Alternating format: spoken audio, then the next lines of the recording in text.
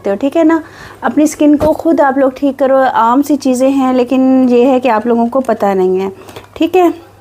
ये देख लें, ये मैंने छोटा सा चुन्ना सा चम्मच लिया है, इसके अंदर इतनी सी आ गई है, जैसे 3-4 चुटकियों के बराबर आ गया है, ठीक है। ये मैंने कैलामाइन पाउडर ले लिया है और ये मैंने दूध लिया है, ठंडा दूध लिया है। आप लोग इसके अंदर ये भी कर सकते हैं कि जैसे होता है ना, कच्चा दूध भी ले सकते हैं। अगर आपके वो दूध नहीं है, आप रोज़ वाटर भी ले सकते हैं।